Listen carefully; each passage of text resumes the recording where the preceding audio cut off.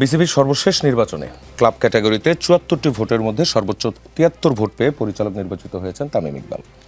এরপরে সর্বোচ্চ ৭২ ভোট পেয়েছেন সাইদ ইব্রাহিম আহমেদ ও ইশরাফিল খসরু। নির্বাচিত হয়ে তামিম ইকবাল বলেছেন, অনেকে বিসিবিকে ট্যাগ দেন বাবার দোয়া ক্রিকেট বোর্ড বলে।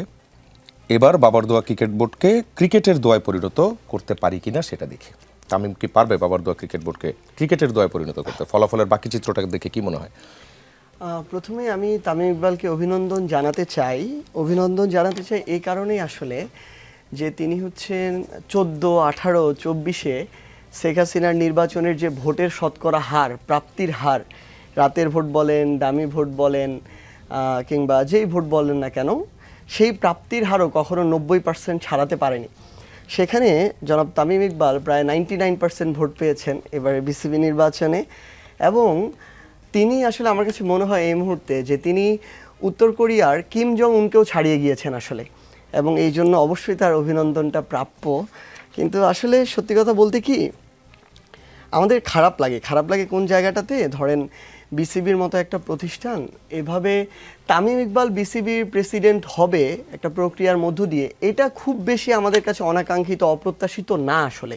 তিনি বাংলাদেশের অন্যতম সেরা একজন ক্রিকেটার, কিন্তু যে প্রক্রিয়ার মধ্যে দিয়ে তিনি হলেন এবং যেভাবে বিসিবির ডিরেক্টররা হলেন, অন্যান্যরা ধরেন 25 জনের মধ্যে 24 জনই কে হবে এটা বাংলাদেশের মানুষ যারা একটু খোঁজখবর রাখে তারা 7 দিন আগে থেকেই জানে।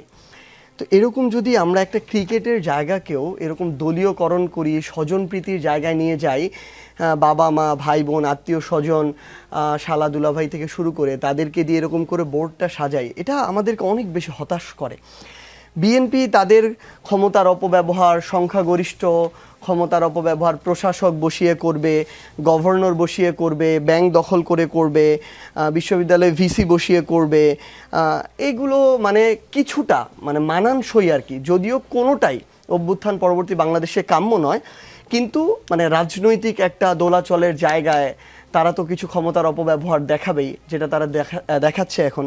কিন্তু বিসিবির মতো একটা জায়গা, এই জায়গায় যখন আমরা এটা দেখি, এটা আমাদেরকে অনেক বেশি হতাশ করে। এবং আসলে এখানে তামিম ইকবাল এবং বিসিবি, এটা শুধু তামিম ইকবাল একজন ব্যক্তি, বিসিবি একটা প্রতিষ্ঠান, এরকম না। এটা হচ্ছে একটা এক্সাম্পল যে বিএনপি মাত্র 4 মাসে এসে কিভাবে বাংলাদেশের প্রতিষ্ঠানগুলোকে আবারও দলীয়করণ করছে, যেটার বিরুদ্ধে তারা বিগত 16 বছর কথা বলল, কিভাবে তারা স্বজনপ্রীতি দেখাচ্ছে, যেটার বিরুদ্ধে তারা 16 বছর কথা বলল, এবং কিভাবে তাদের 31 দফায় যে দফাগুলো রয়েছে সেগুলো একটা একটা করে তারা ভায়োলেট করে জনগণের সাথে প্রতারণা করছে।